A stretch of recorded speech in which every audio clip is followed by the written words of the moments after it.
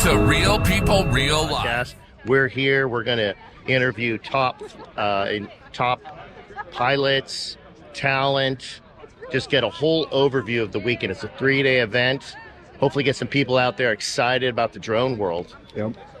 So what's the plan tomorrow, Ryan? Are we going to interview some people? Yes, we're going to be actually set up with all the vendors. We'll have our own podcast set up. There's the music. It's going to be a party. We're going to have some of the top talent out there. So if you're, we're going to interview some of the greatest pilots in the world, hopefully talk to the president of FIDA, perhaps some of the talent.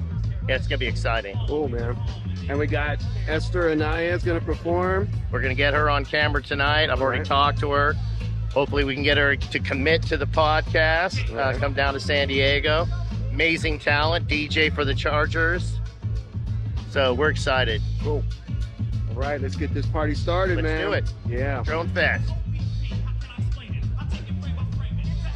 All right, Michaela, welcome to the show, Real People, Real Life. Having fun talking to a lot of people here, and one of the top people here sent you over to talk to us. That means you're probably the most important person in the whole fest. Oh my goodness, thank you. Yeah. Tell us who you are, what you do, what you've done. People want to hear. Yeah, so hello, my name is Michaela Galler. I'm a Part 107 pilot. I'm also a glider pilot and a normal single engine pilot. Okay. Now you're talking my language. Yeah, and there's nothing like flying. And actually getting into gliders and getting my Part 107 really got me into drone soccer from that. And that's what this event is having. Drone soccer is something that is nothing like anything other. When you're a student and you're trying to figure out what your passion is, drone soccer is a great way to get you involved. So that's where I came in from that. And also being a part of the drone soccer community let me meet a bunch of different people, which actually helped me get my internship with NASA over the summer, which is pretty cool. And you're what, 10 years old? I am. You got this all done by the time you were 10, right? Absolutely. No, I actually started flying gliders when I was 15, and then I'm actually now 19 years old. So, I'm a pilot. Okay. Single engine. Okay. Was it drones that got you thinking about aviation, or did that come after actually getting your feet off the ground? So I actually was attending these STEM programs at Wings of the Rockies in Denver, Colorado. And they, after completing like a ground school class, they take you up on a discovery flight. And I was flying at a Centennial Airport, and going up in that discovery flight was nothing else. And it got me hooked. And I was like 15 years old. I told my mom, I want to fly. What did mom say? She said, how are you going to pay for it? And I was like, smart mom. What should I do? And she said, instead of getting a job, spend that time, instead of like playing and working, apply for scholarships. I ended up getting the James D. Ray Foundation scholarship for flying gliders because I was too young to apply for the power. Correct. And so that paid for my entire flight trip. And I haven't had to pay a single dime for it. So, if anything, you are the most important person in this whole... You're pretty sharp. Thank you. Pretty sharp. I would recommend to anybody, if you're interested in getting in STEM or aviation and you want to figure out how to pay for something like that, there's scholarships for that. Especially like being 14, 15, there's people that want to teach you how to fly drones or want to teach you how to be a pilot, especially as a young woman or a young man. Like, the industry is so small yet so broad.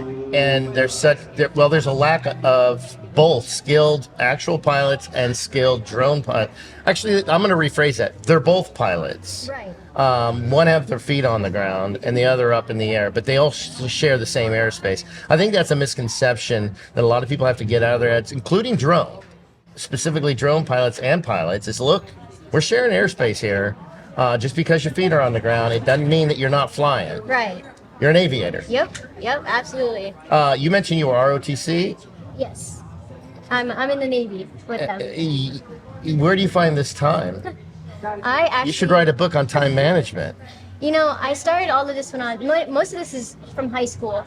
I'm a freshman at Arizona State University this year. This is my second semester.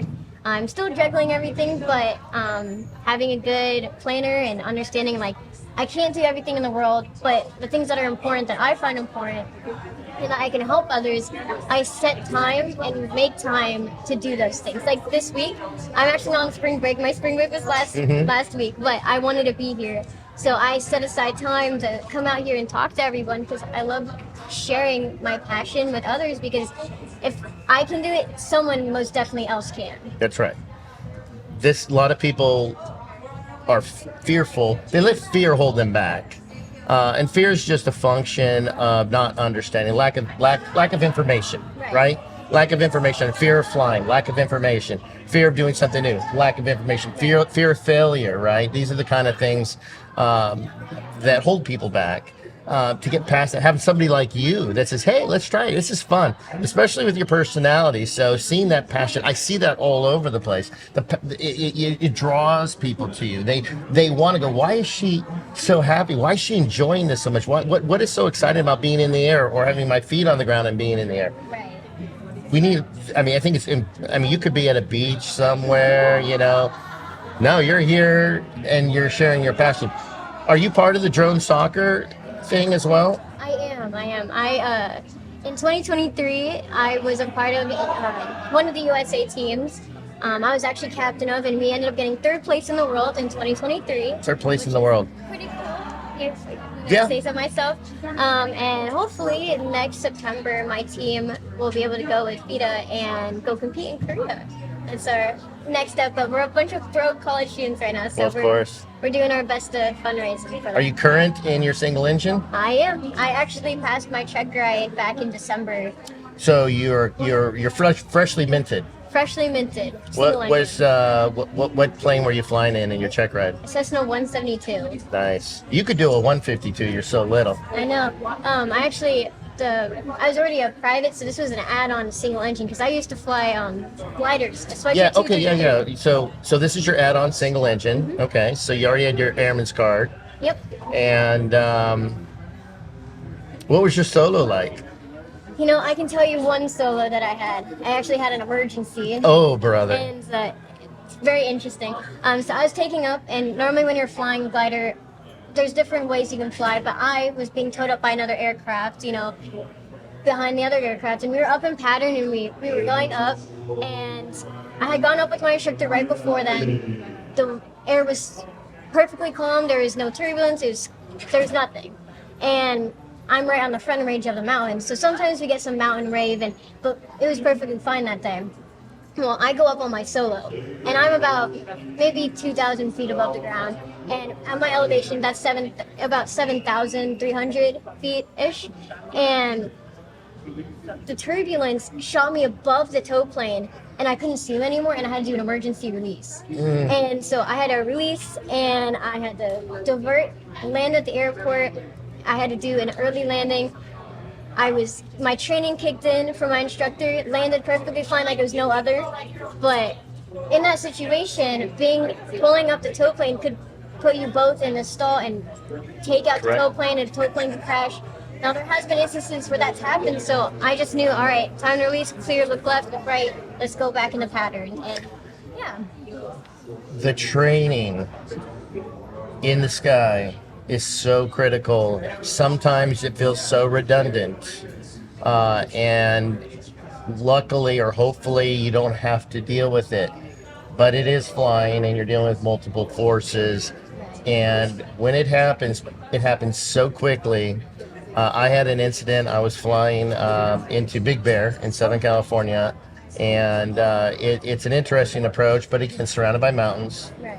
And I'm flying in, and generally I would come in high and then do a slip to land. Okay. Just because there's pine trees really high, and so the glide path. Well, for some reason this day, I just did a normal approach, which a lot of people do. It was very calm, just like you were saying. And I got a couple hundred feet above the threshold and got a downdraft, and my whole left wing stalled. Oh my Nothing goodness. but alarm. If I wasn't 2 inches off the ground, but I wasn't. But it feels like it when your wing stalls and you're coming in. And again, without even, it's like muscle memory, It was nose down, full throttle, stay ground effect. I was in a Piper. So use ground effect and just hold it, get my airspeed. Oh, and we're at 7,000 feet. Oh. All right, so we have density altitude issues. So just going until I got that wing picked up, and then I start gaining altitude at about 150 feet a minute. Oh my goodness. And just kept going. But the interesting thing is I did that all, recovered, and just flew back to San Diego. I'm like, there's the downdrafts were coming in. But what was interesting is, besides the adrenaline headache I had for the next 4 hours, It's understandable. is I talked to my instructor and I told him, and he says, well, that's the training we talked about. You know, you did it right. You did it absolutely right. And, you know, and basically a power off stall and recovery. And luckily I was high enough. I mean, it was close, because if that wing would have hit, I'd have been in big trouble. But safety is paramount. Absolutely. You know, people are scared of flying. Well, you know, safety is paramount. Same thing with drones. Absolutely. Like, especially like when you're flying drones in like drone soccer competitions, props go flying everywhere. So you want to make sure either you're protecting your eyes or your head, or make sure you're wearing like pants so something doesn't cut you. But also making sure that you're self-aware, because a drone could be flying right at you. Absolutely. Now, got a question for you, Michaela. Yes. Make a decision right now if you had to. What are you doing as a career? If you had to make the decision right now, I'm not going to hold it to you in 4 years. All right. I would like to be an astronaut. That is the goal. Well, guess what? That's not just NASA anymore. You've got SpaceX and all the other ones out there.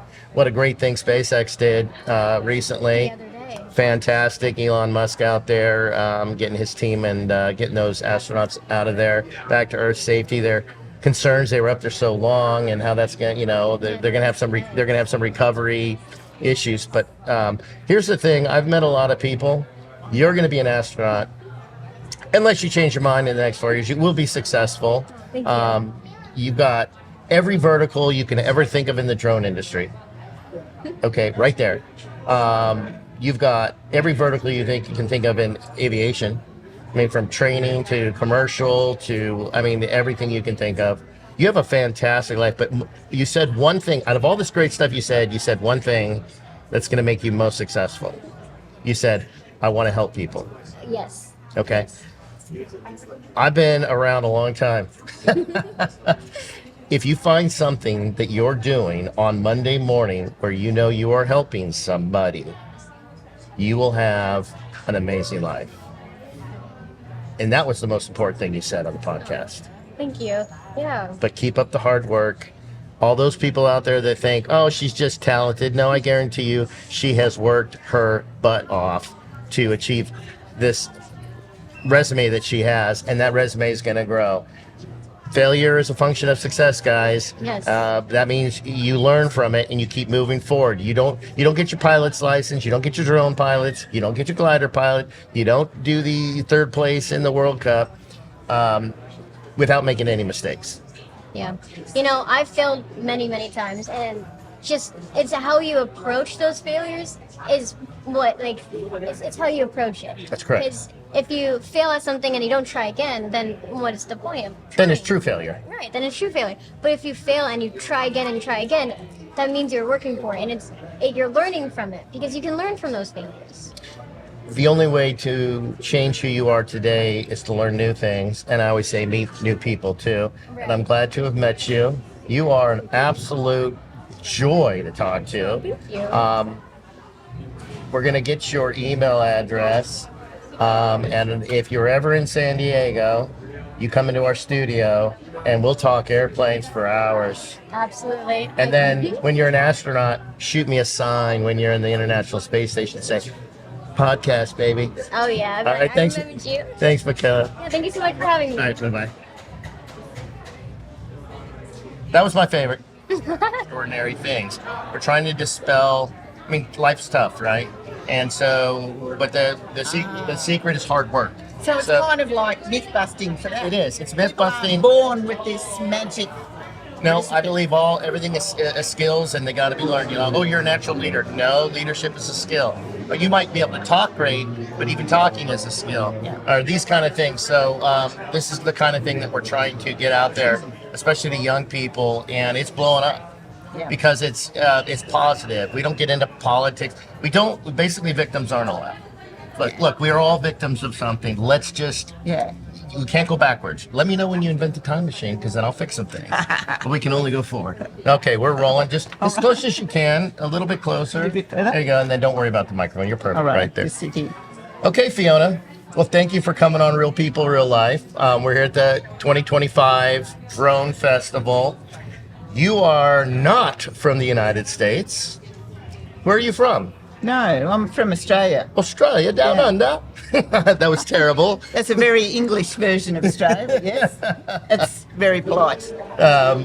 So what brings you to the United States and specifically to the Palm Springs Drone Festival? Well, I met Skip in 2017 at a drone conference, and we've stayed in touch ever since.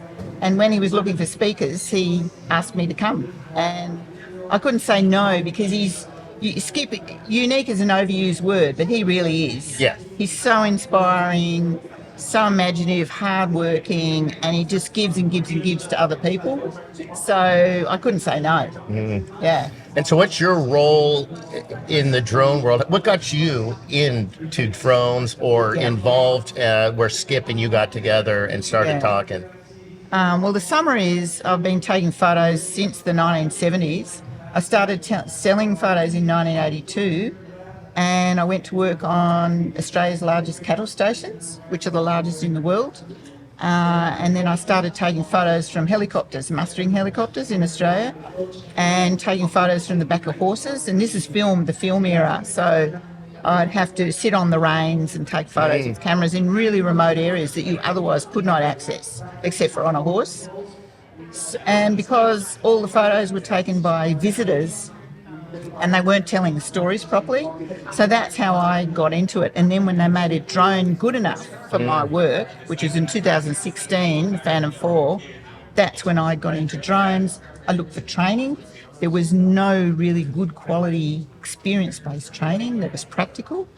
And so I thought, right, well, instead of whinging, I'll set up some training. I already ran photography workshops, and then I've been training ever since. And it's very, very practical and realistic, and myth-busting, you know?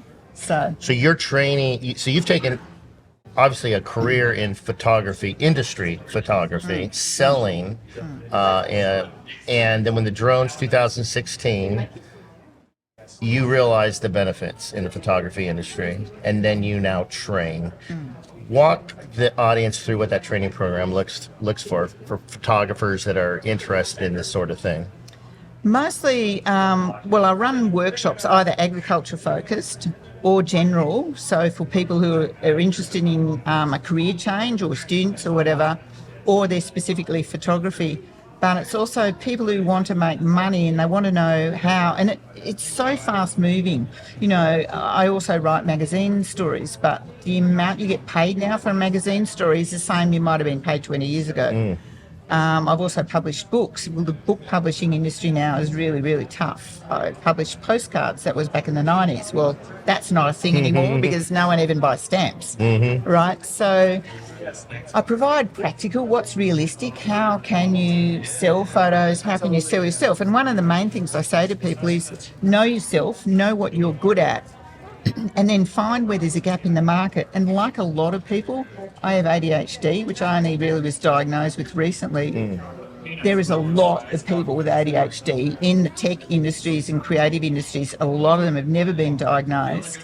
And we see things differently, and sometimes you feel like you're talking a different language because you go, oh, that plus that equals that, but other people can't necessarily see it. You're seeing things outside the box. Yeah. It's a creative thing. And when I heard that saying, I'm like, what box? What are people talking about a box? I don't see a box. And I love that because, yes, I've always been interested in different creative things. I did art at school, and I'm like a typical person in this sphere who always felt they didn't fit in, always felt they had to work harder, perfectionist. And there's a lot of us around, and particularly women, because ADHD was thought to be a naughty boy thing in classrooms. Right. Finally, they're realising there's also quiet boys who have ADHD. There's a whole range. So I particularly love when I'm training, because I find people, particularly if they've built model aircraft, for example, that's a classic example of someone very often that can be on the autism spectrum sometimes, very focused, super techie, brilliant problem solver, all these skills I don't have, but I absolutely love them, because often the confidence just went out of them at school. They felt like they weren't good enough. They might have struggled to read, they might have been dyslexic, and they're brilliant. Mm-hmm. And it breaks my heart that there's so many people running around who are so skilled, so talented, and so giving, yet they really deserve to be recognised for the skills they have, and to have confidence in themselves. They're dismissed because they don't fit into the mold. And what I see here is kids, young adults from every race, males, females, different countries, and they're all engaged in something that is technical. It's on the STEM field. They're learning aerodynamics. They're learning electronics. We have a kid they're programming. These things are computer programs. This isn't a toy, something I discussed with Skip. Gosh, in 2013, these were throwaway toys. Yeah. 2016, we have an industry toy. All of these previous industries you were in, publishing, books, postcards, etc.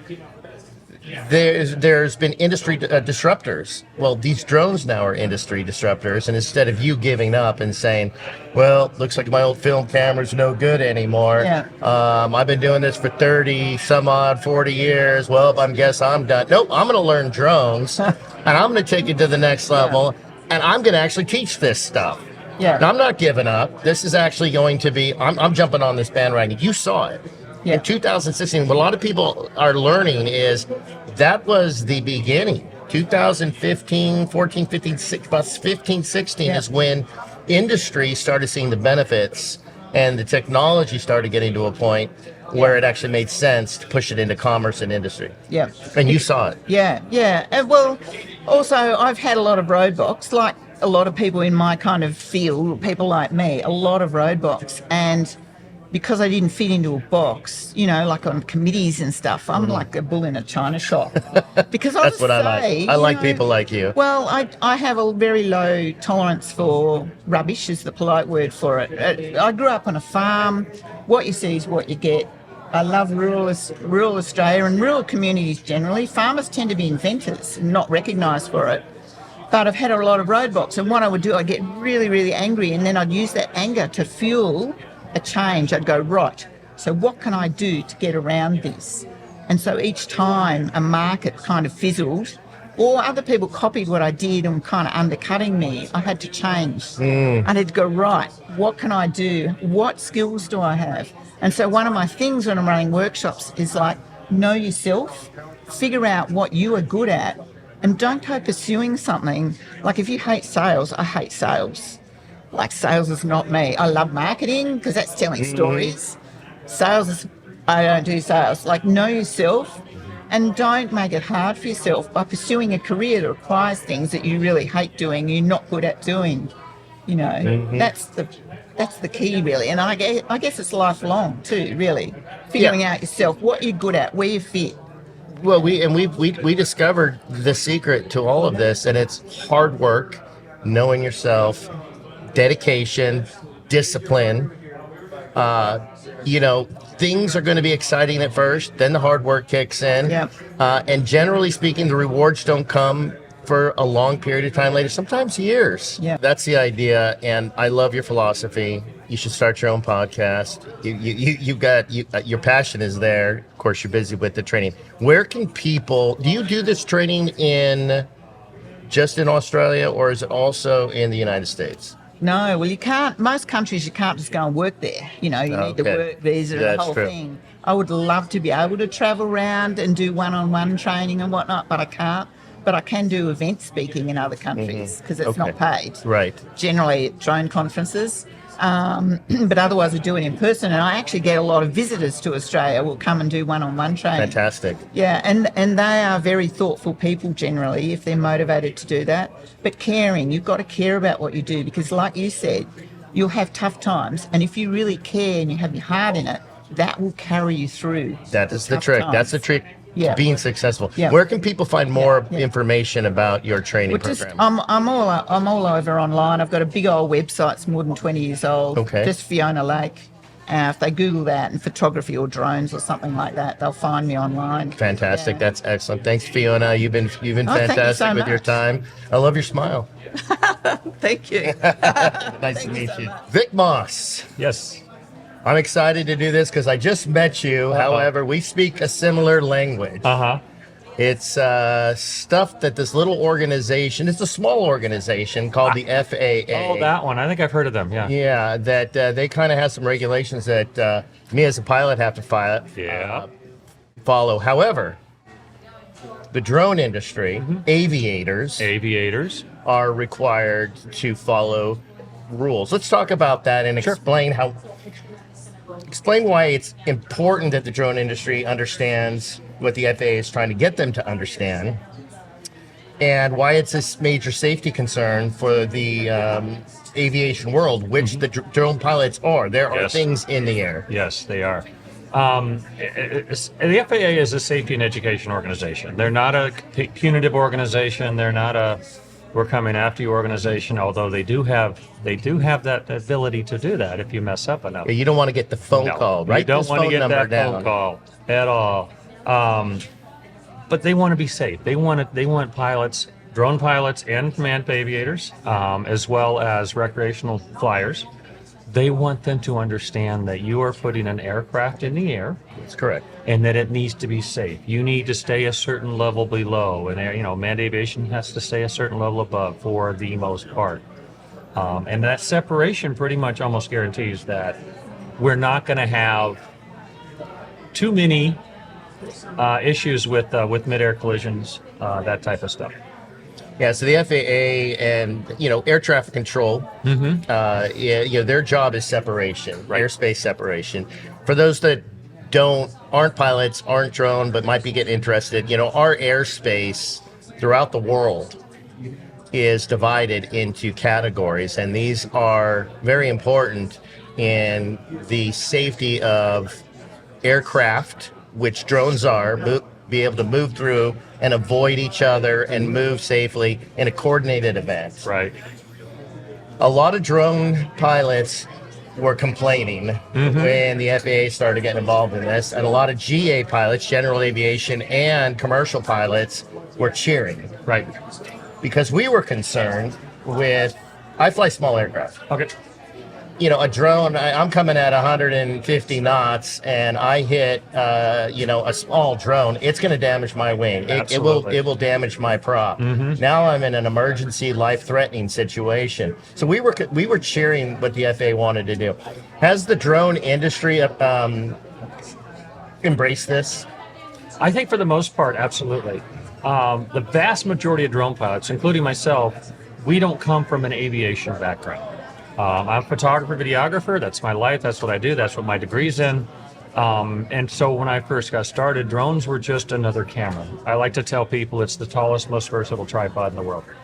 But once you get into it and once you understand that you take on that aviation mentality and safety culture mentality, yeah, the regulations are there for a good reason. There's always outliers. There's always the it doesn't apply to me, folks. I think the FAA has a set of dangerous attitudes, which are always fun to explore. But for the most part, I think that the industry as a whole absolutely 100% has accepted and really embraced the safety culture. Good. There are regulations that, the FAA is always kind of molding forms a little bit with the regulation. Every 4 years they redo the FAA Reauthorization Act. So it's changing a little bit and it's making things a little easier for us to fly. But there's, you throw your Mavic Mini up, 250 feet away, in my eyes, at my age, I'm beyond visual line of sight because I can't really see it that well. But that's not what the FAA really cares about. The FAA wants you to be safe, wants you to understand what the rules are. You talked about controlled airspace, when and where you're supposed to fly in controlled airspace, or if you're going to be in Gulf airspace, there's certain other things you need to do. But it's been embraced, I think, for the vast, vast, vast majority of drone pilots and recreational flyers, those that know it. So yeah, you talk about the attitudes, and we study those. Worst pilots, arrogance is a terrible trait of a pilot. Humility. There's a lot of things that pilots deal with. I study every aircraft incident that the NTSB puts out there, and it is amazing in the GA and the piloting world where such disregard for some of the things. I'm just blown away that they'll do, and they've killed their family or this and that. Embracing these rules, they're there for a reason. If somebody's in the drone industry and they want to do it correctly, they want to be safe, they want to understand. I love what you said when you sat down, and it was, we're aviators. This is a burgeoning industry. Right. And, I talked to Skip. In 2013, they were throwaway toys. Yeah. That's when I started flying. Yep. Yeah, 2014. About 2015-ish, industry starts looking at these things. The technology started coming around, cameras, these types of things. It's not a toy, and yes, you are an aviator. You are not behind the windshield. Right. But you are in airspace. What are the licenses that the FAA is requiring for drone pilots, and why would and at what point is it a requirement, and what point is it an option? Sure. Basically, it's broken down into two categories. Well, there's others. There's you're flying with flying under a public CO as a first responders. We won't get into that because that's a whole other thing. But you have your default set of rules. You've got what's called 14 CFR Part 107. It's regulatory rules. CFR stands for Codified Federal Rules. You have Part 107 under the FARs that control all aspects of drone flying. Whether it's not a commercial license, people really don't understand that. It's the default set of rules. So if you're going to fly a drone in the airspace in the United States, you have to fly under Part 107, with one major exception. And that would be 49 USC 44809, which is called the exception to the recreational rules, the exception of 107, something like that. It's You're doing better than I am, at least quoting the parts. Yeah, well, yeah, trust me, I do that. I work with the FAA on stuff. So for anybody that knows, the book, the fact, it's bigger than anything you see. It's about 3 inches thick. It's funny. But drones just have a little bit of it, which is kind of fun. But if you want to fly under recreational rules, the FAA realized that, look, if you're going to fly under 107, there are certain rules you need to apply, and you have to be held to a higher standard. But if you just want to put your little Mavic Mini up at the park, assuming that's legal according to your local drone laws, these are the rules you need to follow. There's 8 very simple little rules. The main one that everybody seems to forget that gets wrong is you just have to fly 100% for recreational. That's it. Just if you're out just having fun flying around, you can fly under 44809. Then you have to register your drone if it's over 250 grams. You have to take what's called the TRUST, or the Recreational Unmanned Safety Test. Okay. That's a free online test. Best place is just trust.pilotinstitute.com. It's free and it's required, no matter, and there's no age limit on that. If you're flying under 250 grams and purely recreational, you don't have to worry about registering your drone. So that's nice. We had an issue with one such drone here in LA a while back when he hit the Super Scooper, because that was an unregistered recreational drone, but he was not flying legally. And then there's a few other rules you have to follow. What's called a CBO, so community-based organization safety rules that have been developed with the FAA. But if you just Google 49 USC 44809, you can find those 8 rules. It's very, very simple to fly under them. You have your little trust card, and you can fly. It's fun. It is a lot of fun. Now, do you fly recreationally or professionally? I fly for my clients, so definitely professionally. I fly for fun myself too. I mean, heck, Sure. Well, It's just like flying a drone. It's fun. Of course, I'm going to go out and have fun with it sometimes. Yeah. plus it's a skill. It is a skill set. It's very much So a this skill isn't set. something you just pick up once in a while. No. Especially if you're going to be professional at it. If you're going to be doing any kind of cinematic movement, yeah, I don't know if you play golf or not, but I always tell people, it's sort of like golf, where it's all muscle memory. And so I live in Colorado. If it's we don't have great weather part of the year, believe it or not. So I tell people get a little get something like a little Emax Tiny Hawk or Centurus or whatever, and fly it around a house because it's the same stick skill. But you're always doing that. So if you're going to do cinematic moves, you definitely need to stay on the sticks very nicely and very smoothly. If you're going to be taking photographs, I do a lot of photographs. Hey, there's one of my photographs right there. Sorry. Hey. That's not so critical to be that critical on the sticks. But when I first started out, all I cared about was photos. So I didn't care. So I'd fly to a spot, fly to another spot, fly to another spot, take my photos. What I figured out along the way was I spent the first 2 or 3 years flying drones not practicing my cinematography. Because I would just fly to my next still photograph. Like zoom real quick, But while you're doing that, practice your stick skill. So when you're ready to do that cinematographic or cinematic, movement for TV or whatever, you're not learning over again. You're not unlearning bad habits to learn new ones.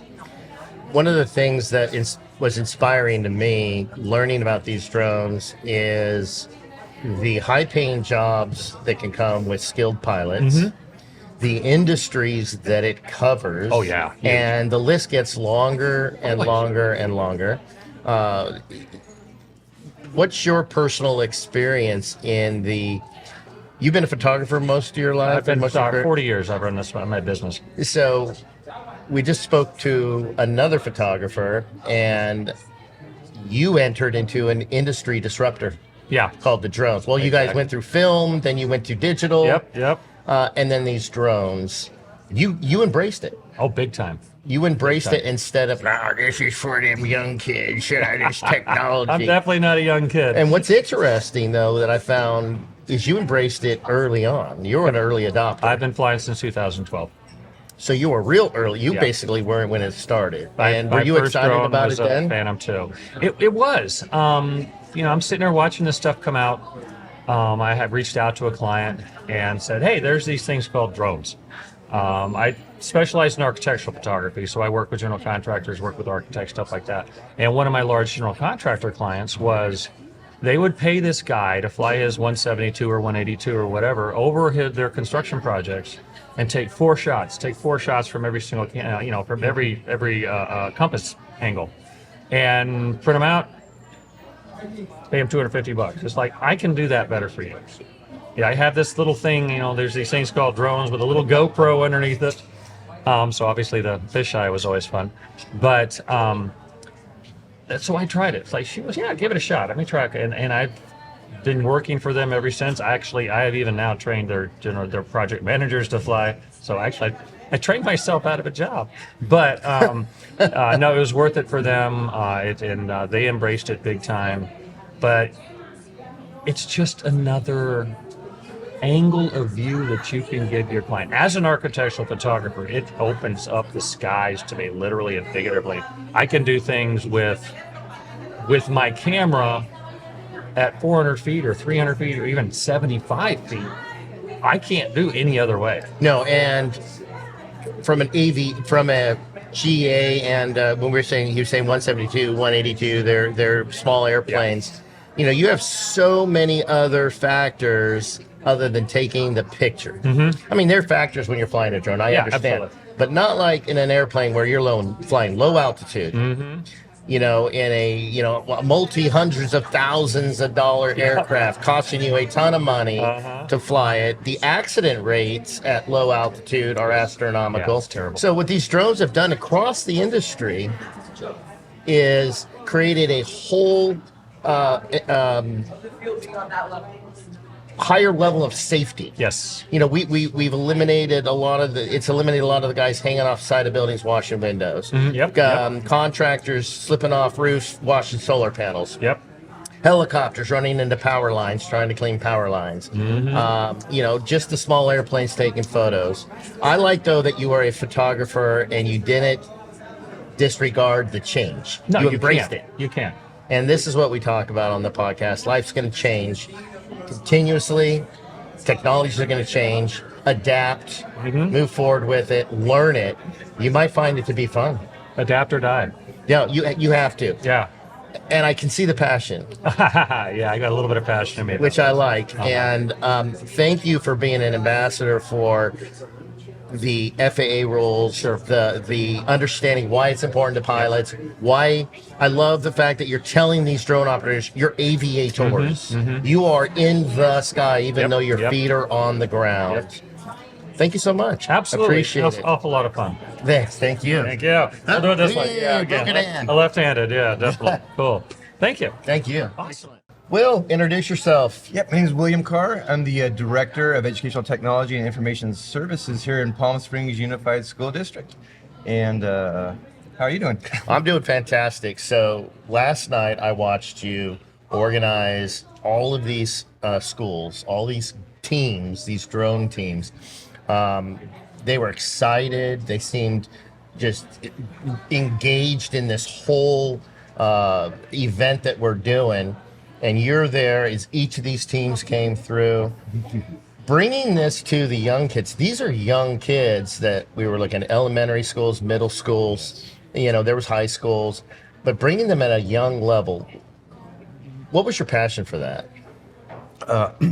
We started out with middle school and high school. It was what we thought was the right mixture, but then we started thinking if we're trying to create a lifelong program or get kids hooked to go down those career paths of different drone pilots, we asked ourselves, could we start earlier? And so we did. We just gave it a shot. We found a really cool teacher, and we tried it as a pilot at one of our elementary schools. And I couldn't believe how much fun the kids had and how serious they were about it. They were more serious about it than the middle school and high school kids. And then the teacher, the amount of feedback we got from them was just like their attitudes changed in class a little bit. It's like you hear this a lot probably, but we kind of gave the kids an agency and a voice. Yes. They were now part of a group of about 7 pilots now, and they were all trying to jockey to get on the team or be the head pilot. And once we saw that kind of take form, and it was easy for us to support it, and it wasn't just a fluke, we decided that, well, what would this look like at a few other schools? Rinse and repeat. The success kept happening, and so now it's at all of our elementaries, and it's easy to support, and most importantly, there's so many STEM and the 4 C's. There's so much curriculum and learning opportunities that are applied to when you get a group of kids together, and they have to talk strategy, they have to troubleshoot their drone, they have to look at something that failed, think about it, and try again. And so it was like a win-win. And I know it's a long answer to your question, but once we saw it, and once the principals saw it, and sometimes feedback from the parents, we knew that this would be part of Palm Springs across all of our elementaries and our middle schools and high schools as well. But we never thought it would take hold so strong at our middle schools, or excuse me, our elementary schools. And the turnout today kind of showed it. It was we have a bunch of folks here. And the excitement. We had kids come up to us. The questions that I believe he was middle school, is asking. You're staring at him, and he's talking about, I'm trying to design my drone. I'm working on my coding. I'm trying to figure out the coordination of them. And you sit there and say, these kids are being taught to think. That's the key, right? That's what happens. Education is you're trying to make them be able to solve problems, right? We don't want to give them the That answer. should be the way it is. That's the way it should be. That's the way a lot of our friends in Northern Europe and other places, they teach you how to solve the problems. You want to be able to come across an adversity and figure out how to get through it. And so that's perfect, exactly right what you said, is if a student looks at something and they're like, I'm trying to figure out A, B, or C, and then when they get to their prototype and they test it and then they tweak it again, that young man or young woman is going to do well in life, and that's what we want to do. And so sometimes it's hard. So often our teachers are trying to teach and tell, and instead of like give them the opportunity to problem solve and explore. And so drones is perfect for the problem solve and explore. As a team, they succeed or fail, and then they have to think about it and talk.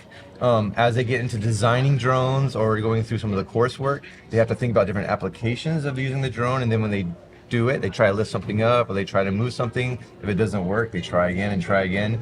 So getting kids to think and getting kids to not stop, so the grit and perseverance.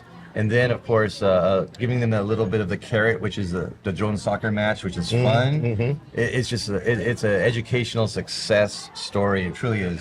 But I love what you said as you described the process is the learning through failure.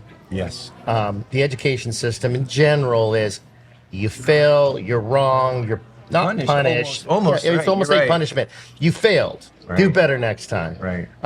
Get a bad grade. And if we can teach them that through critical thinking, that failure is inevitable, that it's difficult what you're doing, don't give up, and that's part of the path to success. I see the You're right on. You're right on. One of the questions that I have is when you decided this might be something to introduce to the schools. Was there questions from the parents like, what are you going to do? Teach my kids? Why are they going to school to play with toys? Right. So you're absolutely right. We have tons of kids. We have 22,000 students and a lot of parents. And so when we pilot it, we look for those unique standouts, both good and bad, so we can plan for the next rollout. And so we always forward face it with a learning opportunity. And that learning opportunity can be a social learning opportunity. It can be a way for the kids to be more excited to show up to school. And for those parents that really, really care about standards and math, science, all those things, we have a curriculum that does align. And most importantly, you kind of mentioned it a second ago, is coding. There's so many things we can do with autonomous drone coding, and we do that with robotics and drones. So some of the parents, some of them were a little tough on us at first because maybe they care mostly about normal curriculum. However, when they watch them do a tournament, because we also do small in-house tournaments, and when those parents show up, they watch it. I try to get those parents to hop in that arena, grab a controller, and fly. And something magic happens. Like the inner child pops out. They start smiling, and they're normally like they have those resting man faces. Yeah, and they're smiling ear to ear. And I have a bunch of pictures of those folks that go from like, okay, there's our problem parent to something in their childhood comes up that they had to put away. Yeah. They had to put their toys away at some point. Educating the parents that this is that it is a full. It's not only STEM. It's social. It's so communicate. It's the 4 C's, yes. There's so much to it. It's physical. Right. They're having to work with things, having this problem solve. They have to work together. So many kids get isolated in social media and all this stuff. They do. Engineering. I mean, some of these kids might just become actual pilots behind in cockpits because they love the concept, especially like the FPV, and they're like, I want to be the guy actually in the machine, not on the ground. I mean, the careers are amazing. You're right on spot, and you say pilots and you say aviation. You know, as kids get to the high school level, we offer them a 107 program, so they go into an LMS and they start preparing for their true drone license. 107, which roughly 70% of that is your small pilot license material. So a lot of kids that go through that, they're like, wow, maybe I will be a pilot. I just knocked out almost 70% of a part of the coursework by getting my drone license. You knocked out some of the most difficult part. I'm a pilot. Awesome, man. And so learning to fly the plane is kind of like learning to fly the drone. Kind of. It's a skill set. Yes. And it just takes time and money. Yeah, a lot of money. But here in California. part of the test that is so difficult is the written exam. Many people fail it first time out. A larger percentage of pilots pass their check ride. Okay. Than the actual written exam, and then you go into, and there's as many other exams you got to take. So to get that portion out of the way, Knocked out. it's Or a nice foundation at least built up, yeah. and just understand how airspace works, understand how aviation works, understand the coordination. It's just a beautiful thing that happens, and what the FAA is actually about. Right, And their job. And I was a major new. I don't have my 107, but I have 3 of my technicians that work for me that do have their 107. And You're the ambassador, though. You're building the program. I want to do it. I gotta make the time, but that was their exact same statement that you just said was like, there's so much that doesn't. You don't have to. That doesn't even deal with drones directly. That I had to memorize and focus on. It was like more about airspace and radio frequencies and when you're over this area versus this area, and so they had a hard time struggling with a part of the test as well. Written. Well, just because their feet are on the ground, they're aviators. They're aviators. Okay. I kind of try to make them understand. They need to understand that they're up there with the guys behind the cockpit. They're up. They're sharing the 3-dimensional space with other and massive. it was a serious safety concern for pilots, but we love that the FAA and that the drone community and that the education community is getting the information out there and expressing why it's important, and then the passion, especially with these young kids. I mean, to give them this idea. I mean, there's just this sense of I'm not going to make it in this world. You know, the American dream is dead. Happening a lot right now. And it's like, well, wait a minute. I can learn all these skills and make a good living. This whole career, I can do things in almost every industry. It is, and it's growing like crazy. And you hit the hammer on the nail perfectly again on the head there. Sorry, I messed that one up. But we're a huge golfing community out here in the valley. We have about 130 golf courses, and I know a few superintendents, and some of them have been approaching me saying, "Hey, do you have students that can film our new redesign of our 9th hole? Because most of our members are in Jackson Hole or up in other areas, and we want to show them a nice visual of what the new, signature hole's gonna look like. Do you have any kiddos?" And I started asking me this a while ago, and I go, "I really don't right now." But now we're trying to line these folks up with this, and to the Part 107, the importance of that is ridiculous to opening the doors of getting a job. And we at the district, as soon as a student is ready to take the test, our foundation pays for them to take the certification, which is super cool. So we have a funding mechanism. When a student is ready, they go and take the test in Redlands. How many schools is this program in now? Right now, the drone soccer program is in all our schools. However, we created a class about 6 years ago called the Art of Drones that's offered in our middle schools and one pilot high school. And it's tied to CTE at the high school. At the middle schools, it's an elective. And what they do through the Art of Drone, just real quick in a nutshell, is we go through safety, designing drones, parts of the drones, drones in business applications. Then they get to go into like flying the drone, a little bit of FPV, a little bit of line sight stuff. Then we sprinkle in cinematography, photos, in the last part of it. This is like college level curriculum. It is. When I heard Skip was doing this in Grossmont, I said, "Let me see your curriculum." He's like, "Most of it's up here." And I go, "I have a curriculum. We built it through trial and error for middle school and high school." And then the last part is drone soccer. So at the end of this class, if you're taking the normal class, the last section of it is drone soccer, and any of the kids that are in that compete. On top of that, every school has a drone soccer club. We pay the teacher a stipend, so there's no cost to the schools. We provide the equipment at this early phases, and my goal is that our district starts cranking out kids that have a pathway to Grossmont or directly into the industry. Is what our true goal is, and I think we're like 3 years away from perfecting it. And the reason why we're so excited about it is it's not hard to get the kids excited. It's hard to get the kids to sit down and want to do math, even though math's awesome. It's hard to get the kids into language arts. A lot of kids go to sports. A lot of kids like theater. Almost all kids love this. Mm-hmm. Kids without voices. And their parents, when their frown turns upside down. Exactly. You're absolutely right. Well, listen. Yep. Thank you for actually getting these kids prepared to come out of the education system with the option of an actual career that they potentially could love the rest of their lives. Amen. Thank you for saying that. And you know what?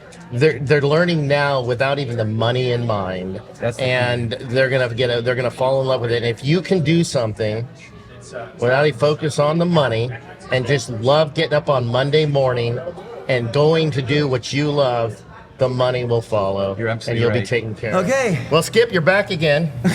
Yes, I am. Yeah, you pulled this off. Well, we're not done yet, but my responsibility was last night's Yes. show, streamed on NBC in front of 1,000 people, with 1,000 drones in the air, FPV drones in the air, the Korean FPV drone that goes 150, a 2-hour synchronized choreographed event that was It was rehearsed to the amazing. minute. And we started at 7, supposed to end at 9. Oh my God, we started at 7 and ended at 9. Things actually were on time scheduled. You did a fantastic job. I was absolutely blown away by the 1,000 drone performers. That should be 4th of July fireworks.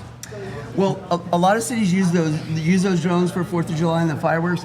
What made our program different was usually the drones just go up and do the show, kind of like fireworks, just go up and show. But what we did was the slides, the images represented the event itself. We had Star Wars, we had drone soccer, we had the violin for Esther, and then her music was timed to each slide change. So she's a professional. It was easy to time it. Well, probably not for anybody else, but we knew the show was the drone light show was 11 minutes 22 seconds, believe it or not. The Jedi routine was 14 minutes and 30 seconds, and then her routine was interlaced with that. So she knew when the drones were going up, and that's why she started playing her violin. Everything was choreographed. It was crazy. It was one of the best shows I've been to. Oh, thanks. This is the first year of the Drone Fest in Palm Springs, 2025. Amazing turnout. What are we looking for years to come? Well, Brett, Paul said he's going to help me. Yeah, Paul's behind the camera. Paul said he's going to volunteer to help me out so that I'm not so stressed out as I was. It took me 2 months. Okay. So I teach at Grossmont, as you all know, Monday, Wednesday, Friday. It took me 2 months, and this is no BS, every Tuesday, Thursday, Saturday, and Sunday to work that performance out. I mean, hours and hours of work, not including inviting all the celebrity speakers that I'm friends with from the industry, and then helping Tim Ingram with the logistics here, but not too much. I mean, he's FIDA USA and FIDA International, so all that's competition with these people from all over the world. He's running that logistically. I'm glad that's not me at all. There's like 1,000 kids in there. I couldn't handle that. Well, it's amazing to see how many kids and adults are into this FIDA drone soccer. It's amazing to see. We're going to have footage of it. We got some footage of it last night. You can't describe it unless you're actually looking at it. It's a light show. It's intense, quick action, competition, and they've got 1 billion people a year watching some of these competitions, you were saying. Yeah, in the Pacific Rim where they're started in Korea, there's about 1 billion people that watch the World Finals that are going to be in September in Korea. I went last year for my first time. It was Tim's 3rd trip. Wow. It was amazing. The hospitality, the city, the event. Harley Davidson of Korea is really cool too. That was awesome. All the Harley Davidson logos in Korean. It was trippy. So I had a blast when I was there. Well, you know what? I was surprised. Not surprising, but I'm surprised at how huge this drone world is. But the people that came to support, we had the mayor of Palm Springs. Yes. We had Desert Hot Springs mayor. Desert Hot Springs mayor. We had high-level school district people coming here. They're promoting it within the schools in their science programs. This gives these kids an opportunity for a high-paying career and have fun doing it. Yes. And you're behind a lot of this. Yeah, the training program that all the schools use is the training program that Paul was part of, but as a student and as an instructor or professor, and we either scale it down for first graders or we scale it up for college students. But these kids can actually start with drone soccer in first grade and work their way up through the system and come out, let's say at Grossmont College, hopefully one of the colleges in the Palm Springs district, and get a high-paying job. And it's an international appeal. We had teams from Mexico, Korea, Singapore, Europe, United States, a plethora of young elementary school kids, middle school kids teams. Yeah. These people are on a path. They're having fun now. they're in competition, they're learning teamwork, and they're moving towards a high-paying career if they stick to it. Yeah, exactly. It is amazing what you guys are doing. Thank you. I'm really glad you guys came. I mean, I know, to take you out of your really cool studio and then stick you here and all this crazy crazy. Well, this lines up with what we do on the podcast, talking to ordinary people doing extraordinary things. You're the ordinary person doing or extraordinary things. Yeah, I guess. The energy level you have, Skip, I mentioned to Paul a couple times. I don't know how you do it. You were on the move for Mr. Moon.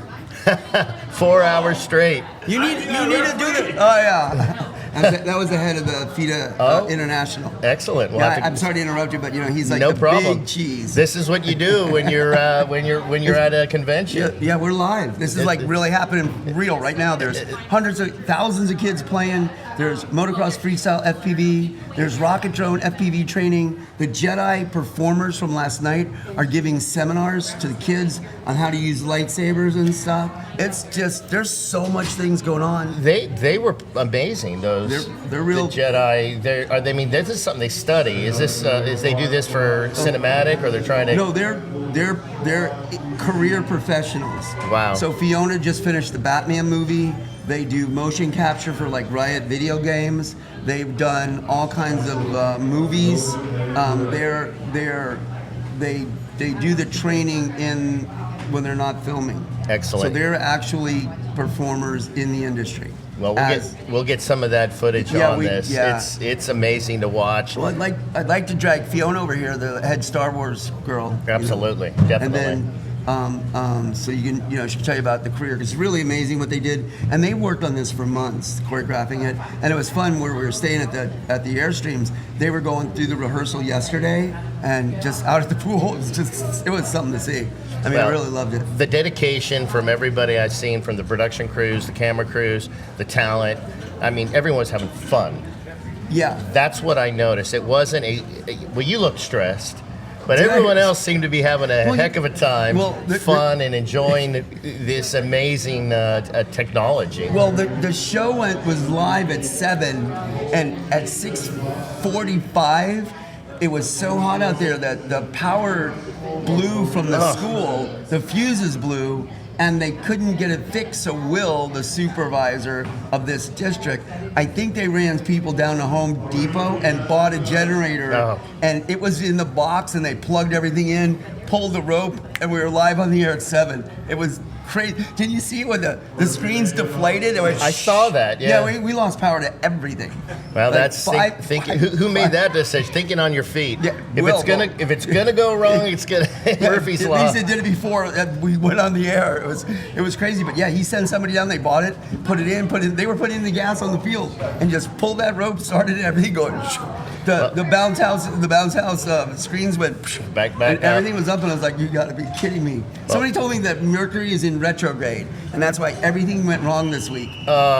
It's like it was. I just think somebody let Murphy in, and he put his laws together. You gotta listen. Anytime you put on a big event like this, and I guarantee you, the audience did not see any of the glitches. No. They were screaming, clapping. They had their camera phone lights out. It was like a high-end concert when Esther Anaya came out playing her violin. Yeah. She's the DJ for the Los Angeles Chargers, and she was just rocking this. And then the drones going up, and her with her violin. It just was. It was neat, right? Yeah. It was amazing. I just stood there like, wow, this is nothing like I thought it was going to be. What it's like,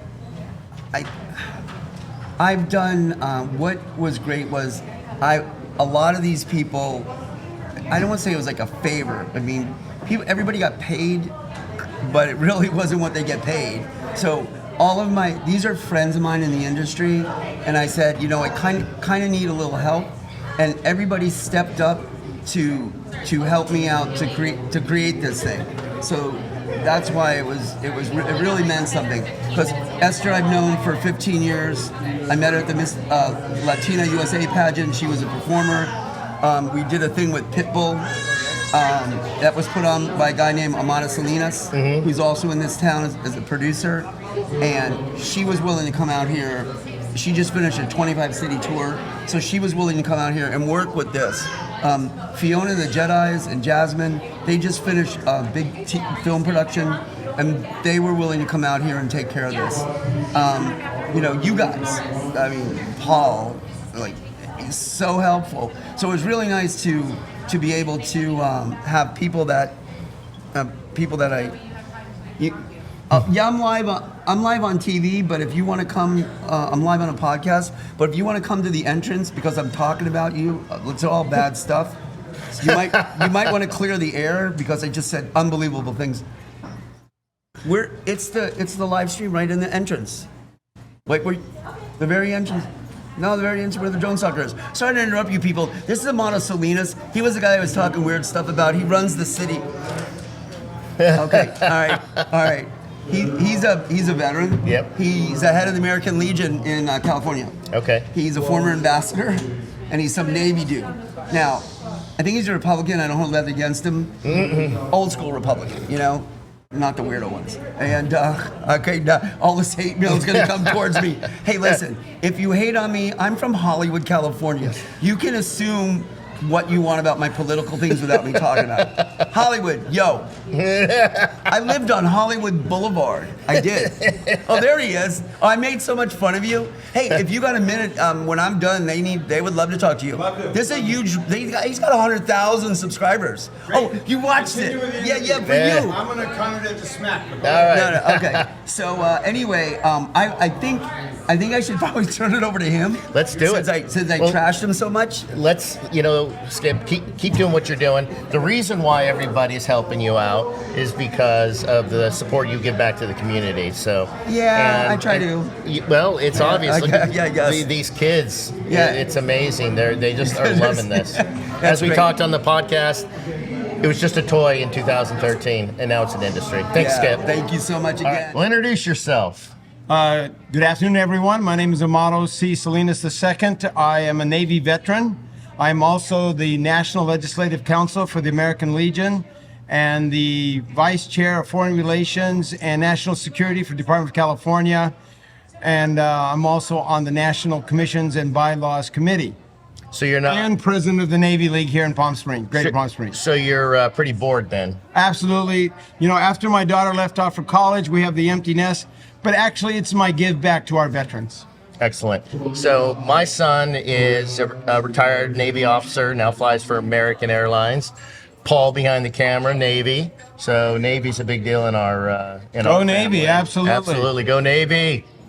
So what's your role today here at the convention, at the drone convention? How are you supporting this whole thing? I'm actually troubleshooting. If there's a problem, we go ahead and address it and make sure everything moves forward smoothly. Mm-hmm. So I'm not relegated to any certain position. Like I said, I'm troubleshooting. Find what's wrong, find out how to fix it, and get it moving forward. And keep the show going. Absolutely. We just had a ground electric system where the scoring board wasn't working. It's like, hey, this is where my aerospace engineer comes in. Take it apart, put it together. They're like, it works. So. Wow.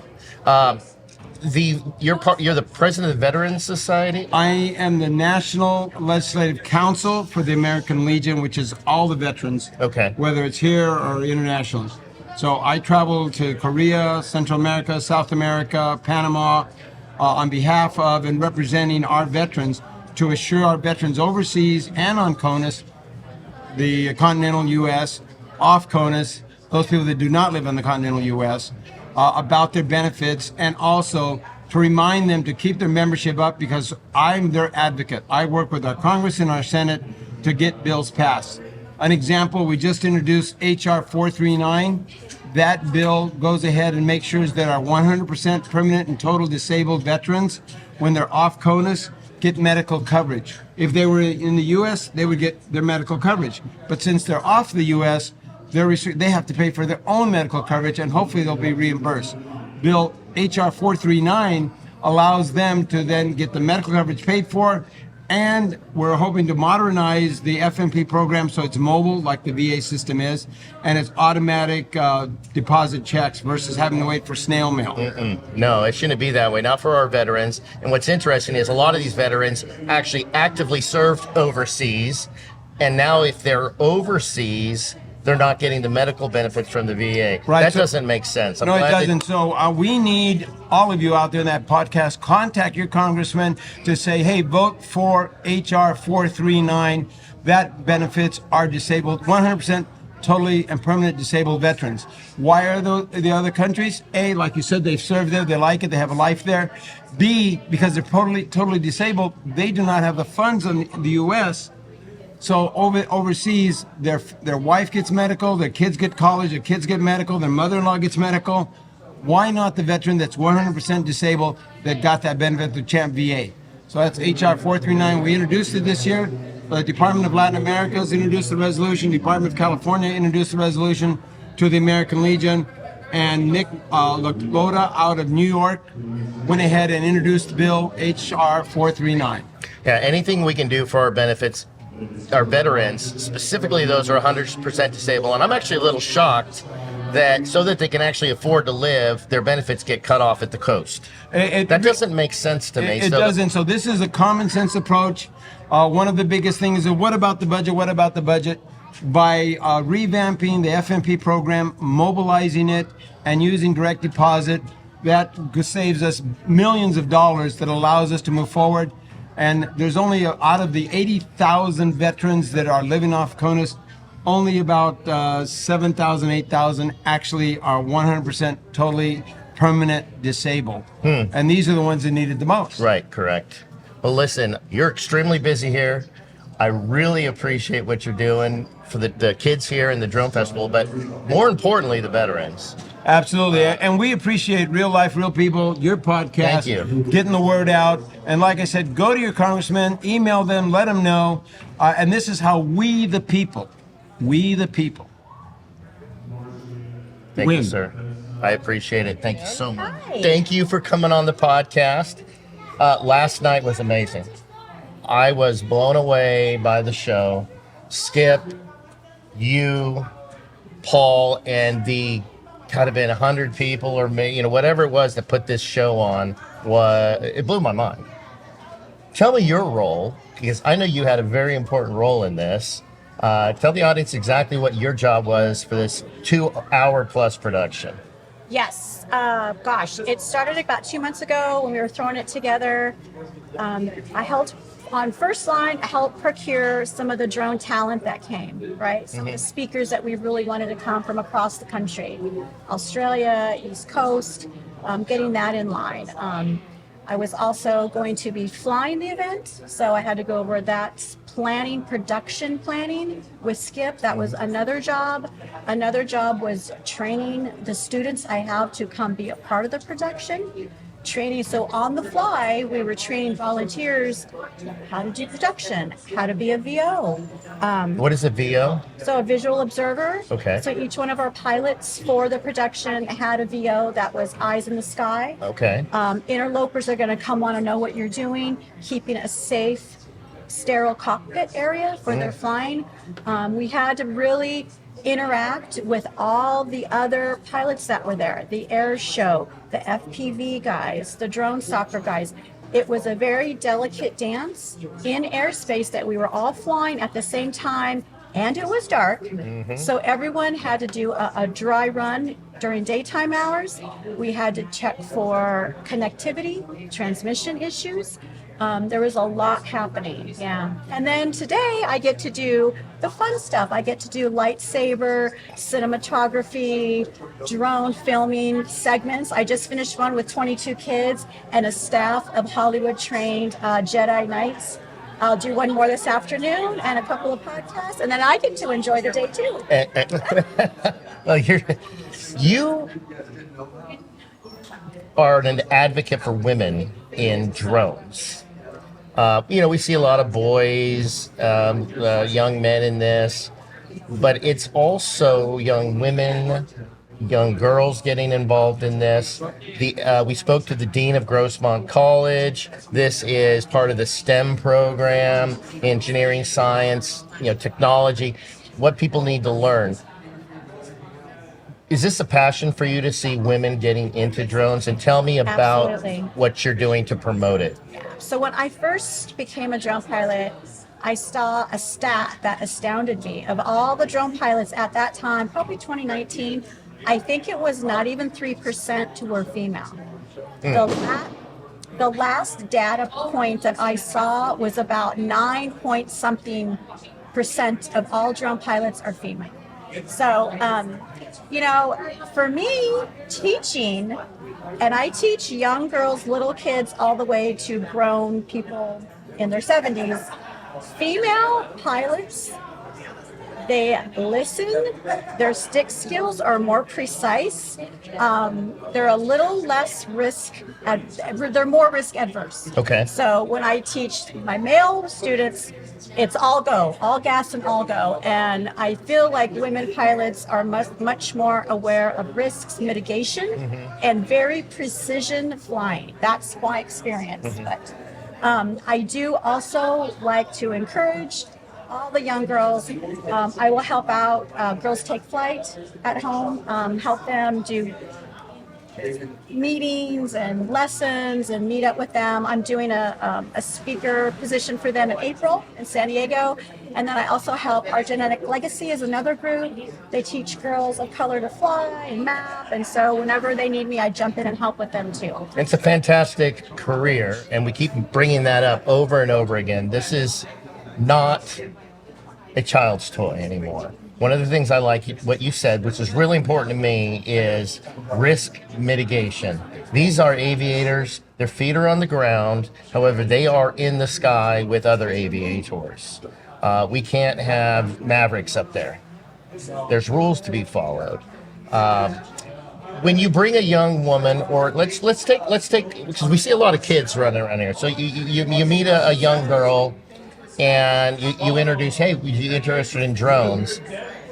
What's it like when they first get that in their hand and they start flying it? Do you find that most immediately just think it's an amazing? I mean, a majority no. A few, yes, they want to dive in. Last year when we were here at the QTech conference, the educational conference here in Palm Springs, we had a drone soccer cage outside. There was mostly teachers, but a few young girls were there with their parents, and they were shy, and they thought, oh no, I can't do it, I can't do that. And I said, give me 1 minute, just give me 1 minute of your time, I promise you. And sure enough, it happens, and the light goes on, and the same thing when I've done camps in Palm Springs here. The ones at the beginning that were really adverse and acted not interested, once I got them with a few lessons, at the end, they were so into it, and it just changed the whole demeanor. Middle school kids are a tough nut to crack sometimes, and this is such a great entry. Once you get past the awkwardness and don't be embarrassed, and everyone crashes. I mean, we all do, but having that cage allows them to crash, and it's not a big deal. Everyone does it, and then they learn from that. But what I love most about that is it's in real life esport, the drone soccer.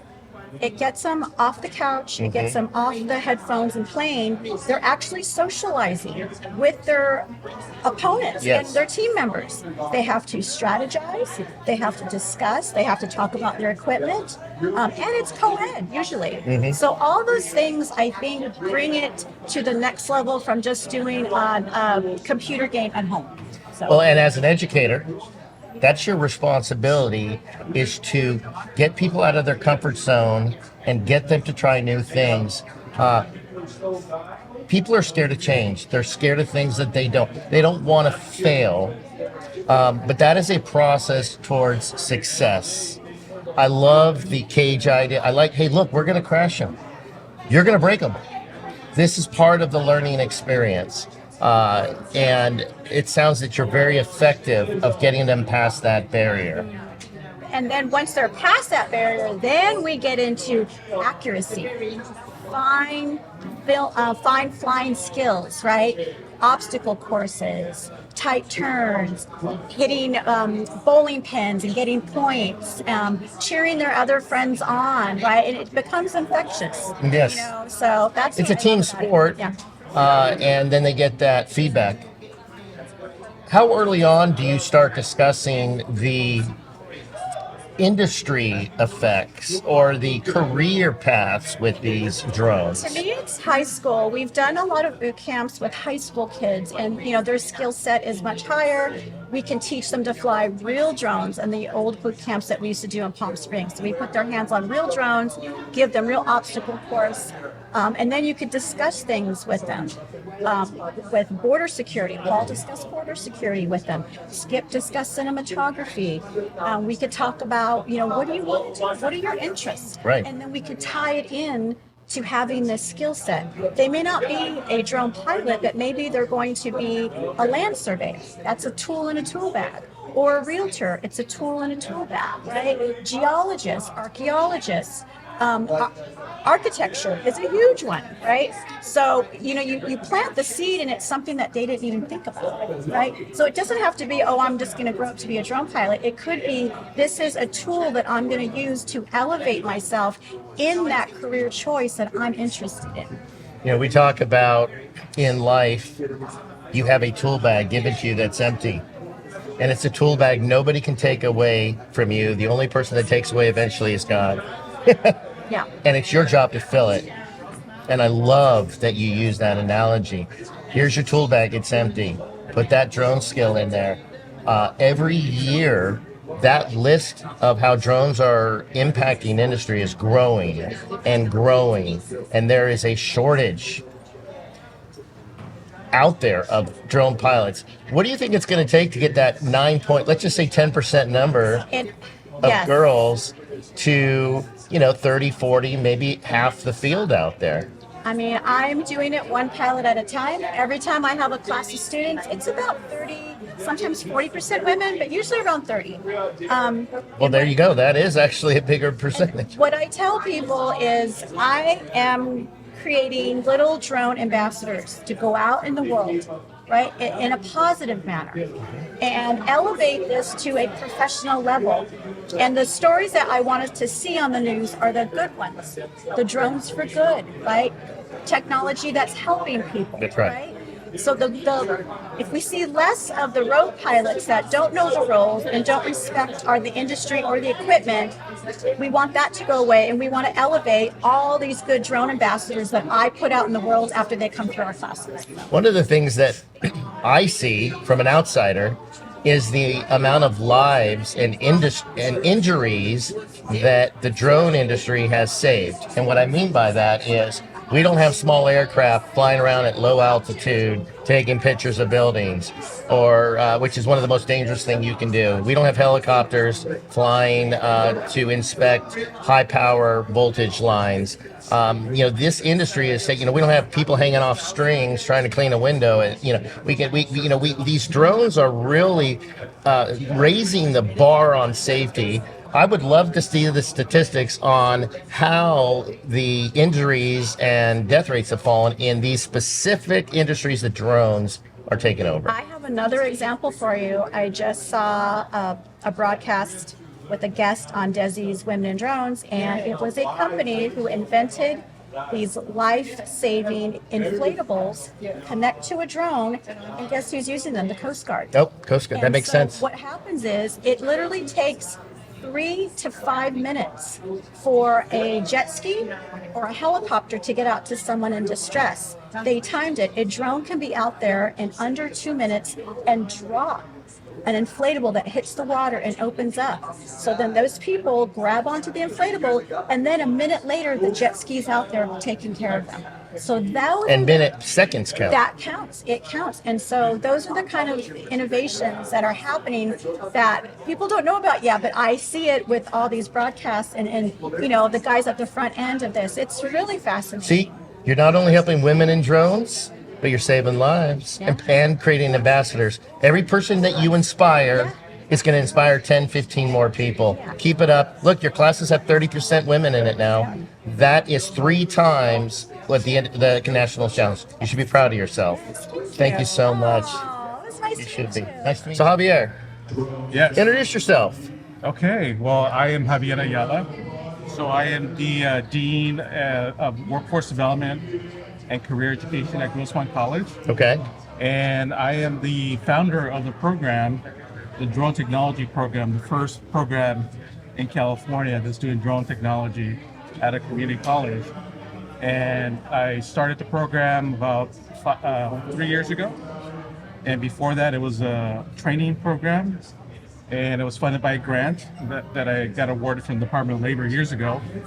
And then we switched it over to an official college program. So, you know, if you crash your drone, and there's a chance you might be able to get college credit. You know, I met Skip Fredericks. He came on the podcast. My understanding of the drones was limited to Paul, and he introduced me to Skip.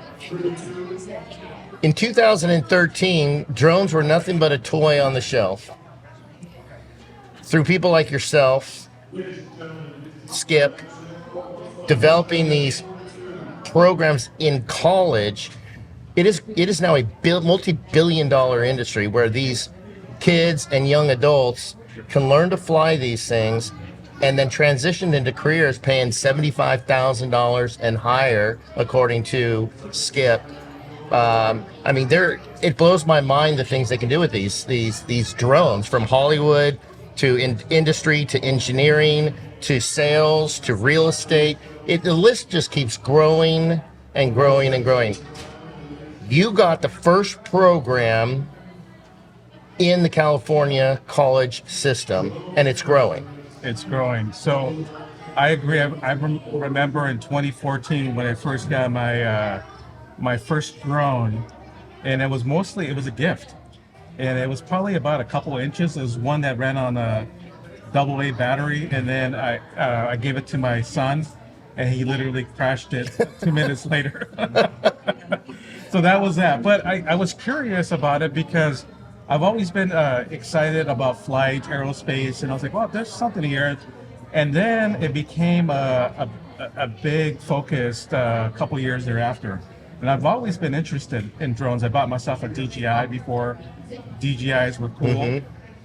Experimented with that, and then I saw the potential in terms of opportunities. So that got me excited, and I started exploring some more, and I realized, well, there's a whole industry there that's about to blow up in a very good way. So how difficult was it for you to convince the education world, academia, that this is not a toy, this is something that should be looked at seriously and funded? Well, I will tell you that path was not easy. I would imagine. It took a lot of self-education, because I had to get myself prepared to be able to make the case. So in academia, so I got a PhD in education, etc. So there's and I teach. There's a certain standard around what's called academic, right? So I had to educate myself and get familiar with the technology around it. You know, how does a drone communicate with your phone? You know, how does that connect with STEM, science, technology, engineering, mathematics? You know, how do you manufacture parts? So I did a lot of self-education because I felt I needed to do that before I presented a case, and I presented many cases. I think must have been 15 or 20 times before we got our first grant. So you got 15 or 20 no's. No's with grants. Before you got a yes. And we talk about that on the podcast. Okay. That failure is a function of success. A lot of people think failure is end game. Right. It isn't. It is a learning curve to go after a different way. And don't give up. You did that. And thousands of people just here in tens of thousands of people in Southern California are benefiting from this. The smiles on these kids' faces and the intrigue. And you know what, it crosses, it's an international thing. We were talking earlier, I mean, this isn't a United States thing. We saw the Club of Mexico, Venezuela, Singapore, Korea, Europe, all of these international countries are involved in this drone, and the fact that it aligns with STEM is what my son's an engineer. Oh wow. He does robotics, but the fact that we are challenging these kids' minds. You see boys, you see girls, and they're excited about it.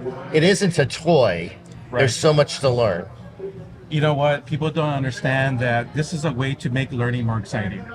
When my son crashed the first drone that I got as a gift, he was very excited about what it looked like afterwards. He was like, "Dad, what? So how do we put it together?" He got some glue. He played around with it, and I was like, "He's really excited about this." You know, he was very curious for a good week, looking at the scraps that were left over from the crash. And I was like, okay, as an educator myself, I was like, wait a minute, he's excited about something that this kid doesn't get excited about much, but he was excited about this. Now he's going to go into become an engineer, by the way. Yep. So I know what happens in education is that we kind of kill the learnings. And so, unfortunately, because people go through the process is very removed from reality, but when you look at a drone, you see how energy functions. You see the physics of flight. You see the mechanics of flight. There's a lot of things that come to life that are very real that normally are pretty abstract. Well, and we were talking to even some of the kids. One of the kids is going to be on the podcast. He's talking about how he's coding his drone. He's getting stuck on certain ways. I mean, I couldn't even understand what this kid, probably maybe 7th grade, was talking about, maybe even younger. Aerodynamics. I'm a pilot. The aerodynamics in it, the forces involved. I mean, these are things that are advanced engineering concepts put down to something that's fun for these kids to do. You're a PhD in education. Right. We need to make education effective and exciting, especially for the young people. Well, even for adults like me. Right. If I'm not stimulated, I get bored, you know. Yes. And I needed to connect and to find different ways to connect with these people. It's an amazing. I'm just blown away by this whole thing. Well, and you know, going back to the 15 tries that we had before we finally got a success. The success was a $6 million grant from the Department of Labor. So it went from like zero to all of a sudden having the funding. So we can look at every try was about $300,000. Right. It's very optimistic. They were just, hey, we're not going to give it to you, but we'll give you 3,000, 100,000. Well, and we ended up doing things with that grant that weren't even on the radar. Cybersecurity back then was not. People talked about it, but you couldn't even measure cybersecurity. So it was a whole bunch of things, but then it really led to the development of the drone program, funding skipped, getting additional instructors, and then having a case for other funding, and then eventually having to be a college program. And how are we seeing this in the education system? Started here in California. Are we seeing this expand throughout California, throughout the United States, these types of programs?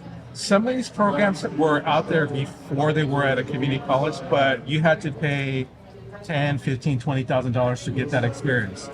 The unique part about California, people say all kinds of things about California, but California does a really good job of making at least higher education at a community college level free. There's no other state that gives 2 years of free education to anyone. There's no other state that does that. And so with this program, basically the students can get an experience that would cost them $10,000, $15,000, $20,000 or zero. Unbelievable. Yes, unbelievable. And the program provides the drone? We fund the drones. We have a fleet of drones. I update the fleet every couple years based on the recommendations from the program coordinator instructors. So yes, so we removed all the barriers. So other programs that had this similar program, like the way we have it, even right now, they require the students to pay for the drone. Here, that's not a barrier. You come in, you will learn on a standard model, and then you can go down the road and buy yourself something more expensive. Sure. Because we have individuals that come from Texas, different parts of the world, that want to hire students, and then what happens? Then they get introduced to the $40,000-$80,000 drone, right? Like a couple we saw flying yesterday. Yeah. That's just unbelievable. Well, listen, Javier. Yeah. We could do this again too, by the way. I absolutely love it. But thank you so much for your time. Thank you for what you're doing for industry. I'm in industry, and lack of talent, lack of people that understand engineering, aerodynamics, these kind of things we need that workforce. Yes. And as you mentioned, as Skip has mentioned, people are willing to pay for the talent. So thank you for getting told no as many times as you did, but not giving up, and giving a lot of people, specifically here at Grossmont College and in California community colleges, the opportunity with zero barriers to get into an industry that they can actually have a good life, be able to have a family and achieve some dreams. Absolutely. This is the calling, and I'm living it, so I'm very blessed. Well, yeah, I can tell you've got a smile on your face. I can see that. I love it. Well, thank you so much. Awesome. All right, thank you. Hey, Hello, how are you? welcome to the podcast. Oh, great to be a podcast. Okay, excellent. So, FIDA on your hat. Explain to the audience what FIDA is and what your role is with FIDA. Okay, FIDA is a Federation of International Drone Soccer Association. So we are like Federation of Drone Soccer Association in every country. That's a big job, and you're the director. Yeah, I'm a director, and I'm the guy who is responsible for gathering the new members. And I've been doing like for 3 years, and currently we have like 20 member countries. Wow. And also we have like 10 more countries talking for the new membership. How long ago was FIDA established? FIDA was established in 2022. So 3 years ago it's established. Now it's in 20 countries and potentially 20 more. How many members? We have we have 20 member countries. 20 member countries, Yeah. and then within the countries they have participants. Yeah. So actually, our policy is one partnership member per country. Okay. And it went from nothing in 2022 to how many viewers in the championships in the world? What is it? The World Cup or the World Championship of drone soccer? We plan first FIDA World Cup at Jeonju, Korea on this September 20th. And how many people worldwide do you think will be watching? Actually, only players like we get like over 1,000 because there are many teams. The players. Yeah, the players. Yeah, only the players. But it'll be broadcast. People will be able to watch this. I was talking to Skip. He's saying that they've got an audience worldwide of like 1 billion people watching this sport. I haven't thought about it, so I cannot answer it right now. But yeah, maybe because we're expanding very rapidly. Very rapidly. Yeah, very rapidly, and we are getting a lot of contacts from many countries because most of countries are interested in drones, not just industrial drones or drones for the racing or taking photos, but as sports, and also sports, but also can be used as a education, such as STEM, and also it has an aspect of the entertainment, like esports. Everything, yeah. Everything. The drone industry is infiltrating all industries. Yes, absolutely. Yes. There's a place for drones in almost every. I'm in the HVAC industry. Oh. There's surveys that you can do with these drones that you couldn't do cheaply before. We talk about all the industries that it's going into. Watching the drone soccer is something I've been introduced to. I watched one of the matches last night with Korea. Wow, that was fun. And they are competitive. We saw Team Korea. We saw Singapore. We saw Europe. We saw US. We saw Mexico. We saw a whole bunch of schools. It's growing quick. Yeah. So I mentioned that FIDA was founded in 2022. Correct. However, drone soccer was founded in year 2016. Okay.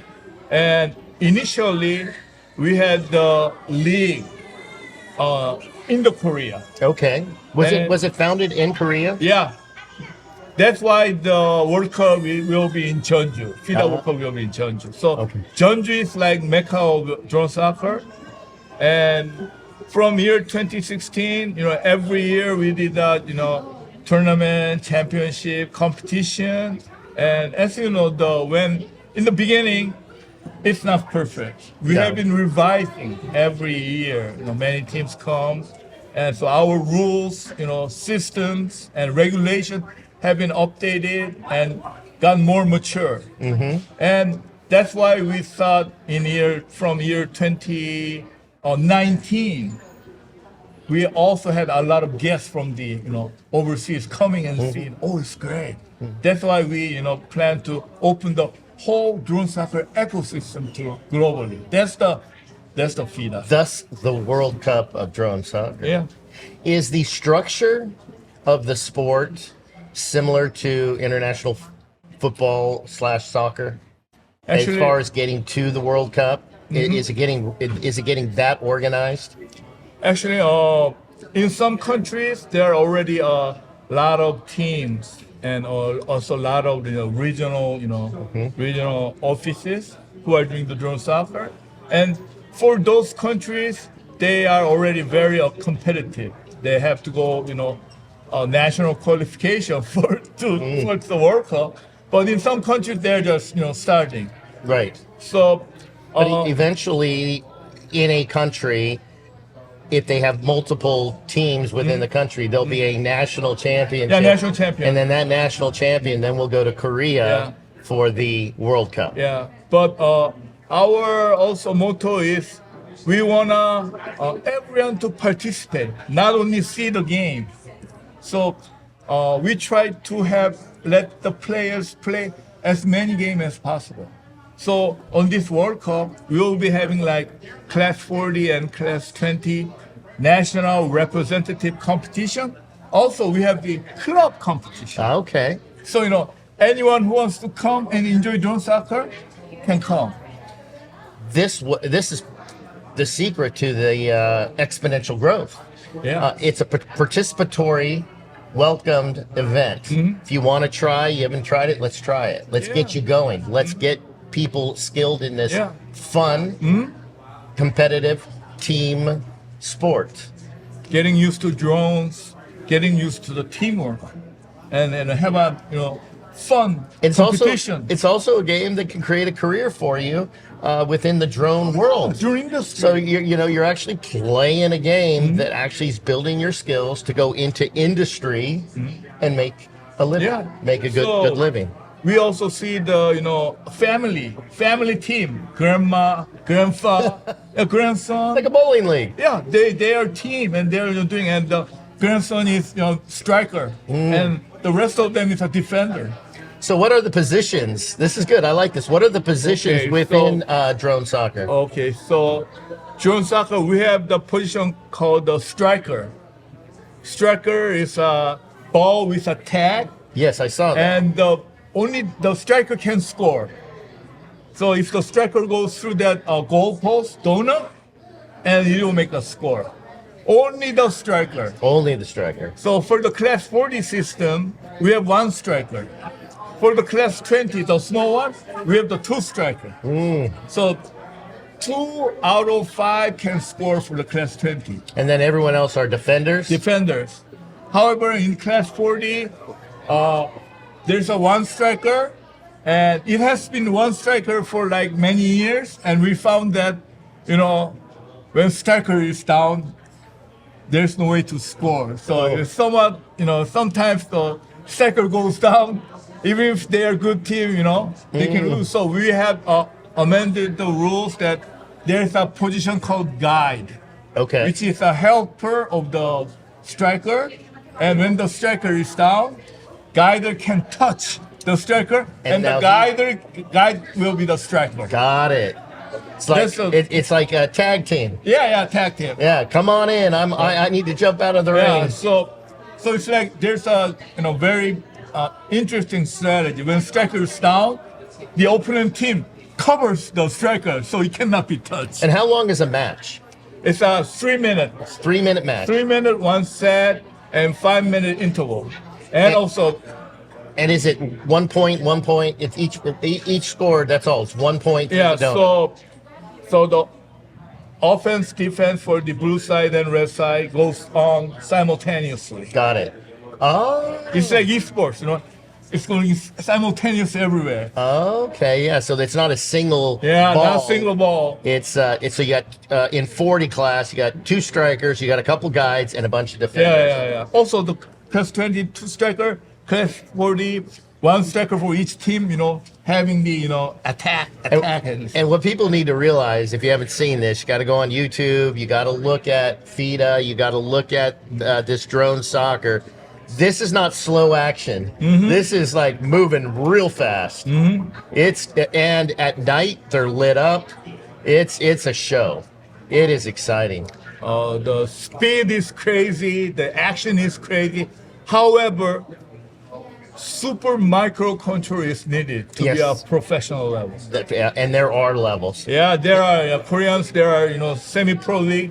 Those are real good. Wow. You'll be surprised to see them. Where can people find more information if they're interested? Okay, so please visit dronesoccer.org. That's the FIDA homepage. Dronesoccer.org. Awesome. Well, thank you so much for being on the show. Appreciate it. Let's get some more people out there signing up for Drone Soccer. Thank you very much. Right. Bye-bye. I have my own business. You're right. Well, let's talk about your own business. I'm excited. Well, introduce yourself. Oh, hey. Hi. I'm Desi Eckstein. Hi, Desi. Hi. I'm known in the industry as Drone Diva. Okay. And I have drone training. I have a program in San Diego that I am the instructor for. It's Girls Take Flight. Okay. I'm also the moderator for a program that is every Tuesday and is for networking through women in drones, and it's called the Coffee Connection. Okay. And so I wear many hats. I'm a FAA drone pro. Safety's really big with me. And I'm also a published author about drone safety. You are? Okay, so we got to promote you. Where can they find your book? My book is actually through Amazon. Okay. Elevate Your Standards, because it's about standard operating procedures. Okay, and then the Coffee Connection. And that is, where can they find that? That is through Women in Drones, and now we actually are live on social media. Okay. So through Women in Drones, you can find every week I have a different guest speaker, and we just talk about various topics, everything from traditional drone operations, but also AAM now. So we're expanding out and just covering all uncrewed systems.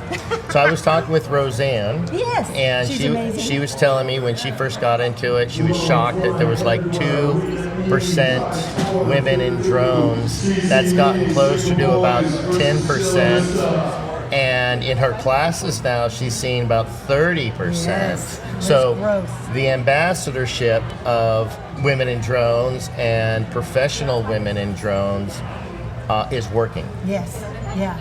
What a career path for women. What's your prediction over the next 5 years? Because this is a growing industry. Are we going to see 40-50% women in drones? I feel like we are. I think because people are starting to see that drones are a tool.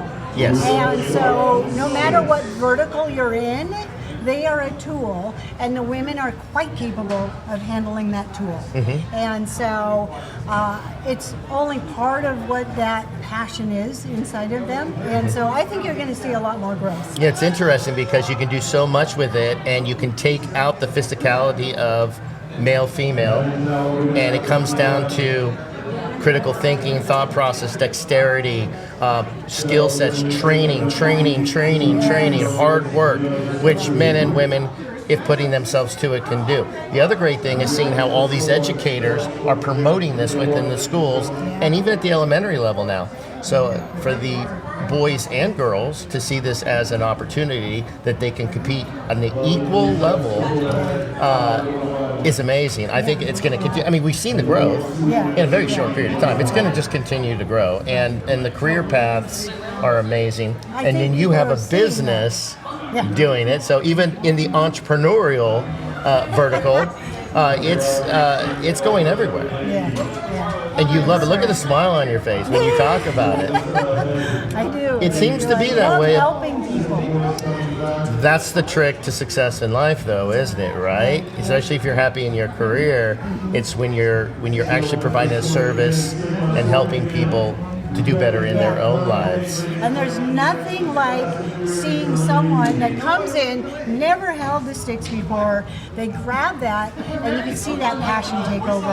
And then later on, as an educator, you see later on in life how it's changed their life.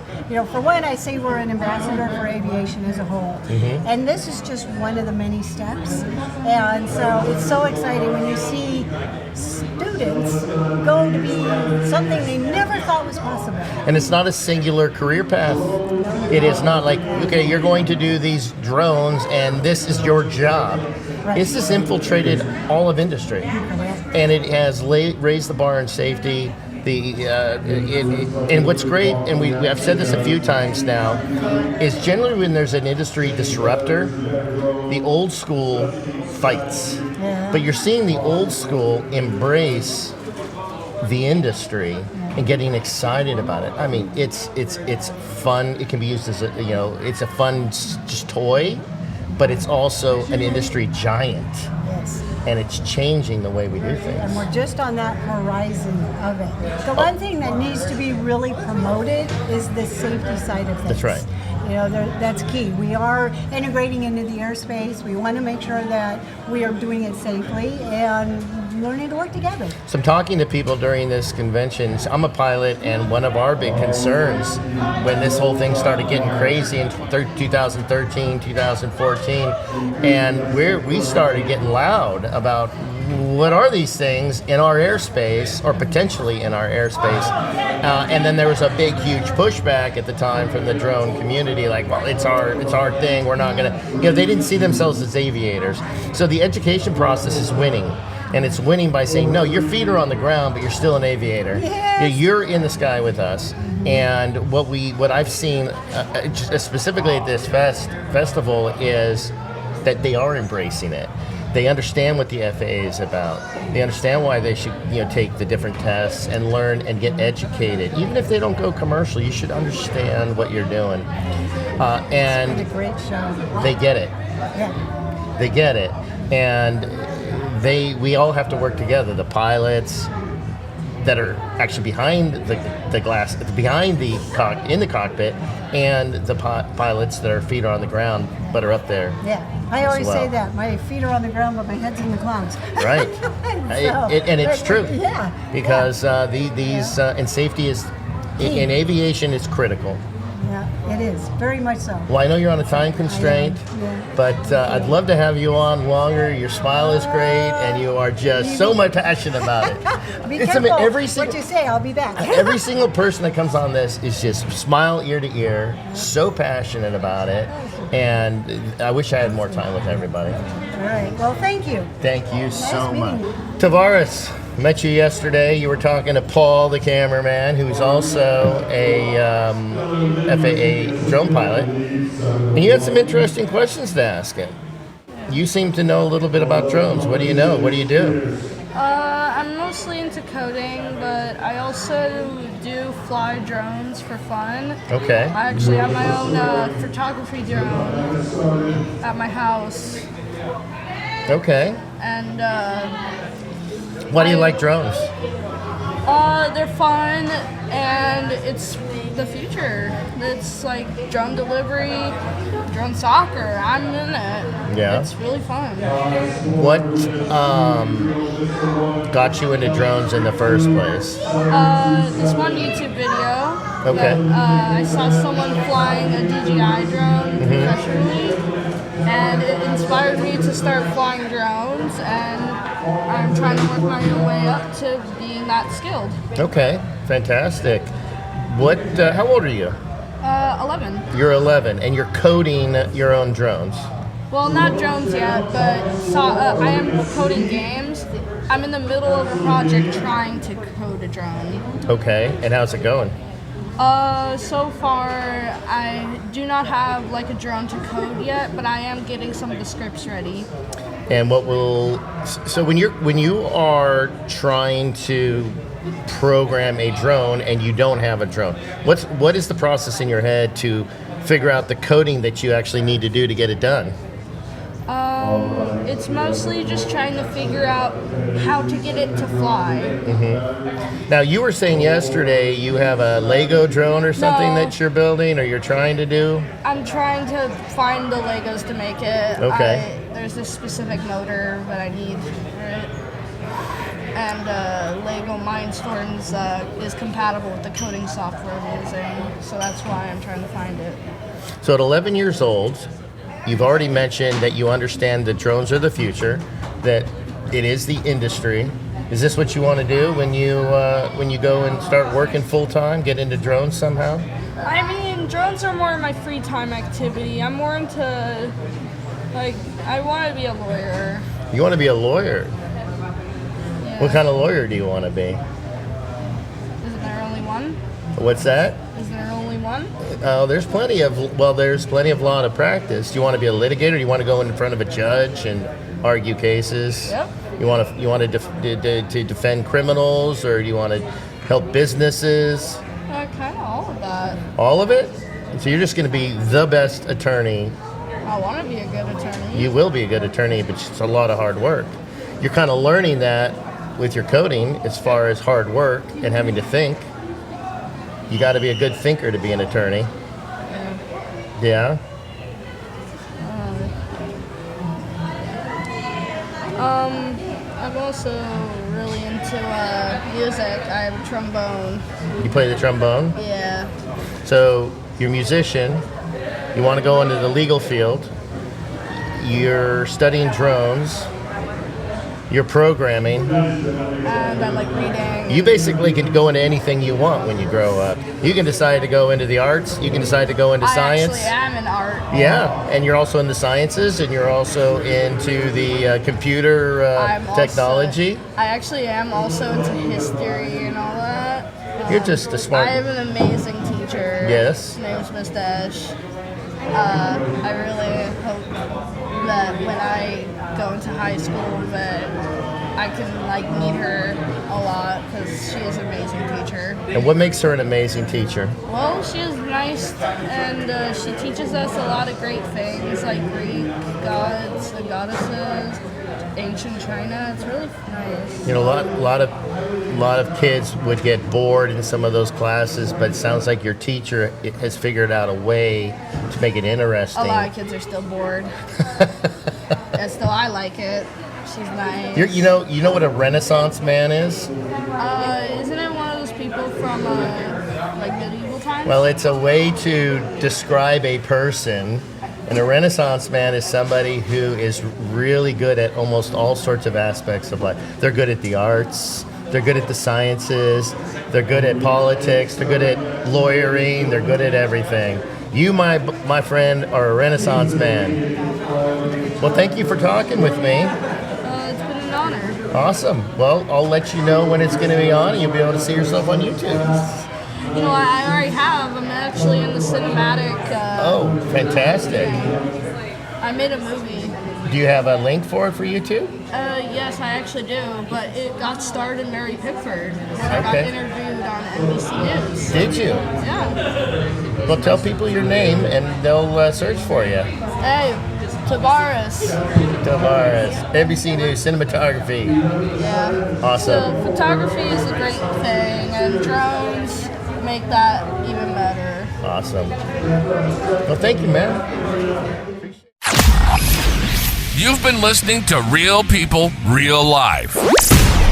Our passion is to have real conversations with real people who've made it. Real people who've made it, who did it on their own terms. We'll be back soon, but in the meantime, catch us on Twitter or X at RPRL Podcast and on YouTube at Real People, Real Life Podcast.